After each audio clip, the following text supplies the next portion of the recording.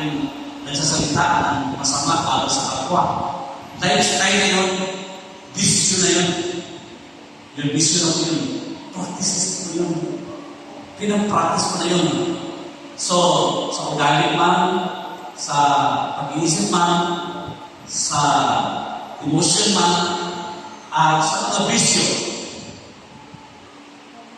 para lang kapag bisyo, iniwan mo na yun, hinahanap-hanap ko pa rin yung bisyo na yun.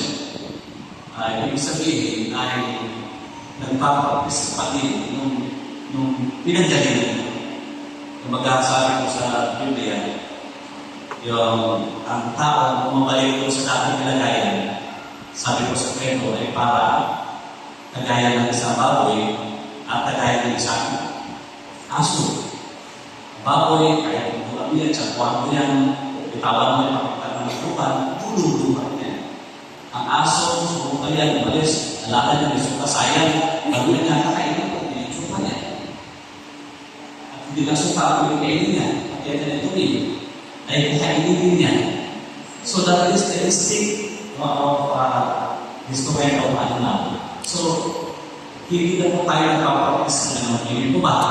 We are practicing righteousness as evidence that we are born again. Amen?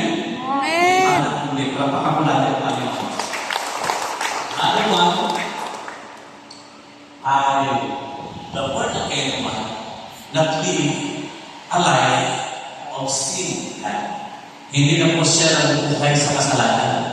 Yung kanina sa righteousness tayo, medyo natake pa natin kung tungkol sa kasalanan. Tingnan po natin ang 1 John chapter 3 verse 9. Yan. No one word of God, kasi pag the word again ka na, parang muli, ibig sabihin, word of God. No one word of God makes practice of sinning. Yan. Ito yung mga ebidensya na ang word of God, iba lang na Diyos, ay hindi na po daw siya nagpapractice ng sinning. Na yung sinning, he is enjoying sin. Habit na niya yun. Para baga, every afternoon, 3 o'clock. Tawagin ko si Brother Ali. Na yun yung hindi pa siya napalagaya. Ayun yung ini-enjoy. Ito ang naman yung pinag-practice natin. Pero, nung mabago ang buhay, hindi na pa siya. Talagang pagbulian ng iniwan. At strict po ay naglilingkod sa Panginoon. So, yun po yung isang pagbabago sa buhay ng tao na hindi na nagpapractice ng dating ginagawa. No, huwag natin balikan ko yun, huwag natin i-practice ko yun. Instead, nagkakabalang tayo sa isip sa gawa, hindi tayo buhay ito at sa halip na tayo malapit sa Lord for living. Kasi sabi natin sa ating kapatid, so, for God's sake, abides in Him, and we cannot keep on sinning because He has been born of God. Amen. Ano yung God's seed? Ano yung seed of God? The Word of God. Nakalimutan po tayo sa salita. Amen? Amen. Meron yung Word of God na magpapaalala po sa atin. Alam po ninyo, kaya tayo nagkukulang, kaya tayo nagkakamali, kaya tayo nagkakasala, nagkukuhin sa kasalanan.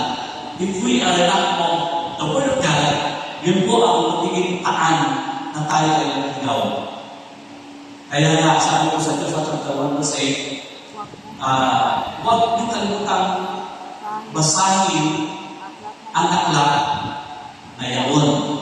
Then, dilitin niyo yun ay Gabi. gabi upang matupad mo ang lahat na nakasulat doon. Sabi ko, ito, dapat pala ibasa.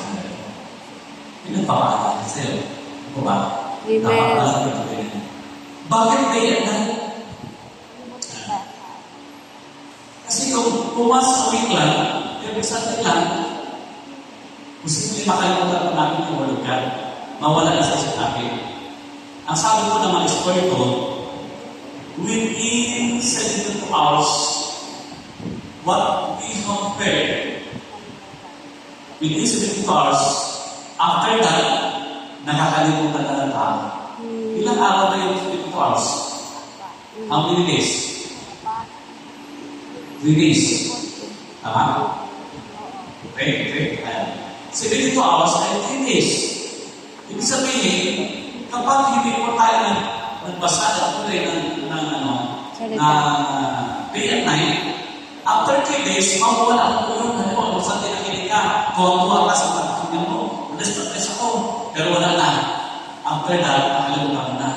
Pagdating sa labas, tuloy siya ka na kasi nakalimutan mo na yung Word of God na dapat na siya magpapaalala sa atin. Kaya napaka-importante po na tayo po ay may pagpupuri, pag-aaral, pagsasaliksik, walang salita na Diyos sa day and night. Ano ang purpose? Upang matupad mo ang lahat ng Kapusan. nasulat ko. Salatan.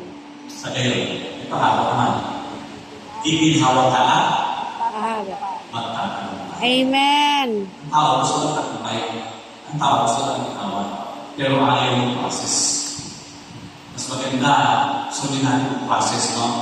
Na nagpapatunay as evidence that we are Word of God, Word again po tayo. No? Hindi rin po tayo papagpis ng kasalanan. Nagkakamali pa, nagkakasalanan, pero hindi nabubuhay sa kasalanan. Kung nagkakamali ka kasalan, malapit kayo sa Panginoon, may provision tayo sa Christian 1:9. Kung ipinapahayag natin ang ating mga kasalanan ay tapat, ano ba? Ay tapat at banal na tayo patatawanan sa ating kasalanan. At tayo ay nilinisin sa ating mga kalikuan. Yung mga kalikuan natin, pag nilinisin ng Diyos, narabago ang buhay natin. Hindi po ba? Amen. Narabago po. So, talapakan po natin yung Panginoon. Amen. Praise God. Yung factor na para yung tayo mag-practice ng singing ay mayroon po sino God's Word na nananahan sa ating puso na magpapaalala po sa atin and we can keep on singing because because he has been born Of God. Napakapagod natin ulit, Panginoon. Amen. Pangatlo,